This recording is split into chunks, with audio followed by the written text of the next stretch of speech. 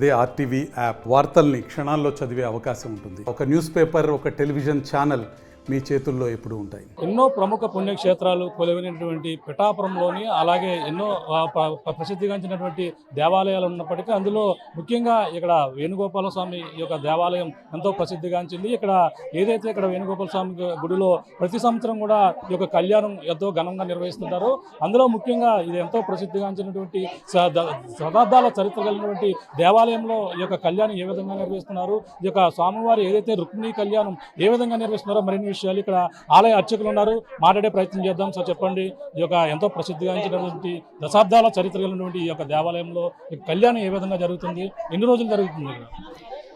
శ్రీలక్ష్మీ వల్లభారంభాం మిగనో మన్మధ్యమః అస్మదాచార్యపర్యంతాం వందే గురుపరంపరాం. మన కాకినాడ జిల్లా పిఠాపురం పట్టణంలో వెంచేసి ఉన్న శ్రీ రుక్మిణీ సత్యభామ సమేత శ్రీ వేణుగోపాల స్వామి ఆలయంలో స్వయంభూగా వెలిసి ధాన్యం గాదిలో, అంటే ఇక్కడ మల్యాల వారి ఇంట్లో ధాన్యం గాదిలో వెలిసాడు స్వామి. దినదిన ప్రవర్తమానంగా భక్తుల కోచుకెళ్ళి తీర్చే కొంగు బంగారంలో ఈ స్వామివారు వెలిసి ఉన్నారు, పూజలు అందుకుంటున్నారు.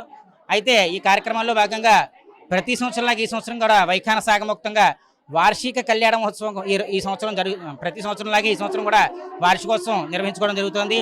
ఈ కార్యక్రమంలో భాగంగా ఈరోజు స్వామి అమ్మవార్లకు కళ్యాణ అలంకరణ నిర్వహించుకోవడం జరుగుతోంది.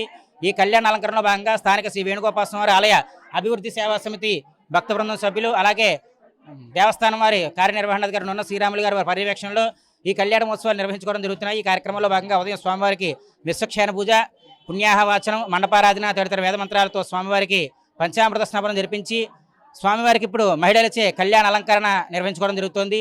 ఈరోజు రాత్రి 8 గంటలకు దివ్య కళ్యాణ మహోత్సవ కార్యక్రమం ఆలయం వద్ద నిర్వహించుకోవడం జరుగుతుంది. అదేవిధంగా ఈ కళ్యాణ మహోత్సవాలు పురస్కరించుకుని 14వ తారీఖు రాత్రి 7 గంటలకు ఇక్కడ రథోత్సవ కార్యక్రమం స్థానిక పుర ప్రముఖులందరి సమక్షంలో కూడా స్వామివారి దివ్య రథోత్సవ కార్యక్రమం అత్యంత వైభవపేతంగా నిర్వహించుకోవడం జరుగుతుంది. అదేవిధంగా శ్రీపుష్పయాగం గత సంవత్సరంలాగే ప్రతి సంవత్సరం కూడా ఇక్కడ ఒక రోజు శ్రీపుష్పయాగం నిర్వహించుకోవడం జరుగుతుంది. ఈ క్రమంలో భాగంగా మా సేవా సమితి వారి ఆధ్వర్యంలో భక్తుల సహకారంతో రెండు రోజులు పెంచడం జరిగింది. ఈ శ్రీపుష్పయాగానికి 16వ తారీఖు నుంచి 18వ తారీఖు వరకు ఈ శ్రీపుష్పయాగం జరుగుతుంది. ప్రతిరోజు రాత్రి 16 నుంచి 18 వరకు ప్రతిరోజు రాత్రి 8 గంటలకు ఈ శ్రీపుష్పయాగం ప్రారంభం జరుగుతుంది. దంపతులందరూ కూడా సతీ సమేతంగా ఈ శ్రీపుష్పయాగంలో పాల్గొని దంపతాంబూలాలు స్వీకరించవలసిందిగా కోరుచున్నాం.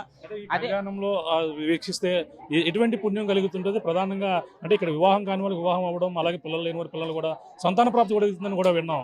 ఇక్కడ ఎటువంటి పుణ్యం కలిగే ఈ క్రమంలో ఏంటంటే వేణుగోపాల స్వామి విశిష్టత ఏంటంటే ముఖ్యంగా ప్రతి నెల కూడా స్వామివారికి మాస కళ్యాణ మహోత్సవ కార్యక్రమం అని చెప్పేసి జరుగుతుంది. ఈ కళ్యాణ విశిష్టత ఏంటంటే వివాహం కానివారు, సంతానం లేనివారు ఈ కళ్యాణంలో పాల్గొని స్వామివారికి కళ్యాణ కంకణం అని చెప్పేసి కడతాము. ఆ కళ్యాణ కంకణంలో ఎవరైతే ఈ కళ్యాణంలో పాల్గొని ఆ కళ్యాణ కంకణానికి పూజ చేసిన కళ్యాణ కంకణం ఎవరైతే ధరిస్తారో, అంటే వివాహం కానివారు, సంతానం లేనివారు కూడా ఎవరైతే ఈ కళ్యాణ కంకణం ధరించి స్వామివారి కళ్యాణానంతరం తలంబరాలు స్వీకరిస్తారో వివాహం కాని వారికి వివాహం, సంతానం లేని వారికి సంతానం సిద్ధిస్తుందని చెప్పేసి ఇక్కడ భక్తుల నమ్మకం. శతాబ్దాల చరిత్ర కలిగినటువంటి దేవాలయం గత ఎన్నాళ్ళు ఏ విధంగా ఇక్కడ ధూపదీప నైవేద్యాలు కావచ్చు అన్ని కూడా సక్రమంగా జరుగుతున్నాయి అన్ని గుడికి సంబంధించి? ఇప్పుడు ఇదంతా కూడా మా దేవస్థానం దేవాదాయ ధర్మాదాయ శాఖ కార్యనిర్వహణాధికారి గారు నున్న శ్రీరాములు గారు, అదేగా వేణుగోపాల స్వామి అభివృద్ధి సేవా సమితి భక్త బృందం సహకారంతో స్వామివారికి నిత్య ధూపదీప నైవేద్యాలు కూడా జరుగుతుంటాయి.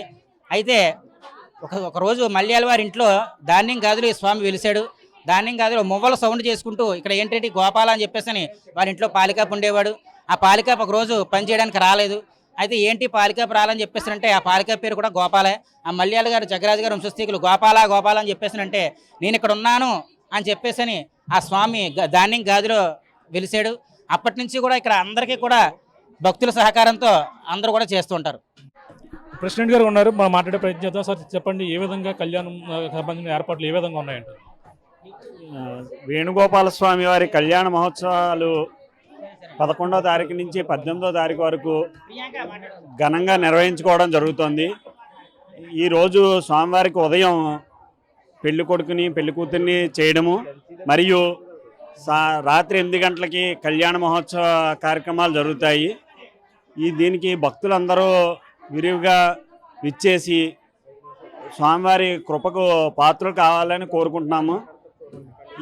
ఈ స్వామివారి ప్రత్యేకత ఏంటంటే స్వామివారి దగ్గర ఎవరైతే కళ్యాణం చేయించుకుంటారో వారికి వివాహం కాని వారికి వివాహం, అలాగే సంతానం లేని వారికి సంతానం కలుగుతుందని ప్రతీతి. మా పూర్వీకుల నుంచి ఈ స్వామివారికి ఎన్నో మహిమలు మేము చూసాము. అదే కాకుండా స్వామివారికి కొత్తగా ఉత్సవ విగ్రహాలు అవి చేయించడం కూడా అది మా ఆధ్వర్యంలో అవి చేయడం జరిగింది. చూస్తున్నాం ఇది పరిస్థితితో పక్కన చూడొచ్చు. కళ్యాణ మహోత్సవం ఏదైతే పసుపు ఆట వేసి ఈ రోజు అయితే పసుపు వాయి వేస్తున్నటువంటి పరిస్థితి ఉంది. ఈ విధంగానే ఎంతోమంది మహిళలు కూడా ఉన్నారు. మహిళా భక్తులతో కూడా మాట్లాడదాం. అమ్మ చెప్పండి, ఇక్కడ స్వామివారి కళ్యాణం ఏ విధంగా ఇక్కడ జరుగుతుందని చెప్పారు. ఇక్కడ ఏ విధమైన నమ్మకం ఉంటుంది ఇక్కడ పిల్లలు లేని వారికి పిల్లల గురించి అని, కళ్యాణం జరగని వాళ్ళకి కళ్యాణం గురించి అని చెప్పేసి అని ఇక్కడ మొక్కుకుంటారండి. పిల్లల గురించి అయితే పటికి బెల్లం ఇస్తామని చెప్పేసి మొక్కుకుంటే మన గోపాలస్వామి ఆయన కరుణతోటి మనకి వెంటనే కూడా సంతాన ప్రాప్తి కూడా కలగజేస్తూ ఉంటారు. మేము మా తాతగారు వాళ్ళ నాన్నగారు వాళ్ళు అందరూ కూడా 3 తరాల నుంచి కూడా ఇక్కడ మేము ఈ కార్యక్రమం చేస్తున్నాం. మా వైపు నుంచి పెళ్లి కొడుకుని చేసే కార్యక్రమం మా అందరికీ కూడా ఆ స్వామివారి అనుగ్రహం వల్ల అందరూ కూడా పిల్ల పాపాలతో అందరూ కూడా చాలా సంతోషంగా చాలా ఆనందంగా ఆరోగ్యాలతో ఉంటున్నాం. ఆ నమ్మకాన్ని మేము ఒమ్ము చేసుకోకుండా ప్రతి సంవత్సరం కూడా ఇలాగే మేము కార్యక్రమం జరుపుకుంటూ వస్తున్నామండి. సాంప్రదాయం ఫస్ట్ ఏంతో మొదలు పెట్టారు? ఇప్పుడు ముందు విశ్వసేనుడి పూజతో మొదలు పెడతారు. చేశాక పెళ్లి కొడుకుని చేసి తర్వాత పసుపు దంచడం, హారతి అన్నిటితోటి ఊరేగింపుతోటి పొద్దున కార్యక్రమం ముగించి రాత్రి మళ్ళీ స్వామివారికి కళ్యాణం జరిపిస్తారండి.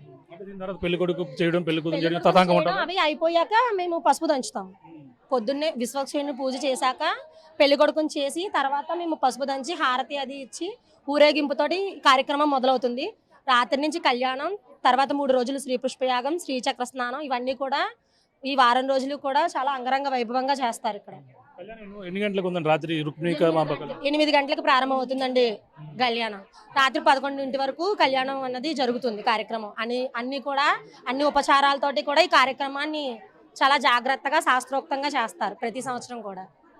ఇది ఏదైతే పిఠాపురంలో ప్రసిద్ధిగాంచినటువంటి ఎన్నో దేవాలయాల్లో ముఖ్యమైనది ఈ యొక్క వేణుగోపాల స్వామి గుడిలో కూడా ఈ యొక్క స్వామివారి వార్షిక కళ్యాణం కూడా ఎంతో అంగరంగ వైభవంగా జరుగుతున్నటువంటి పరిస్థితి. ఇప్పుడు ప్రస్తుతం ఏదైతే పసుపు కొమ్ములతో ఏదైతే అక్కడ పల్లి కొడుకుని చేయడం అన్నీ కూడా కళ్యాణం రాత్రి కూడా 8 గంటల ప్రాంతంలో కళ్యాణం జరిగేందుకు అన్ని ఏర్పాట్లు చేశారు. మహిళా భక్తులు కూడా పాల్గొన్నారు. ముఖ్యంగా ఇక్కడ కళ్యాణం వీక్షించడం ద్వారా కళ్యాణంలో పాల్గొన్నందుకు ఎంతో ఇక్కడ పుణ్యం కలుగుతుందని, పెళ్లి కాని వారికి అయితే పెళ్లి వివాహం జరుగుతుందని, అంతేకాకుండా సంతాన ప్రాప్తి లేని వారికి సంతానం కలుగుతుందని ఎంతో ప్రసిద్ధిగాంచినటువంటి ఈ వేణుగోపాల స్వామి కళ్యాణం, అలాగే రుక్మిణి కళ్యాణం అయితే ఎంతో అంగరంగ వైభవంగా జరిగే అన్ని ఏర్పాట్లు కూడా మొదటి తంతు కూడా నిర్వహిస్తున్నటువంటి పరిస్థితి ప్రధానంగా ఉందని చెప్పాలి.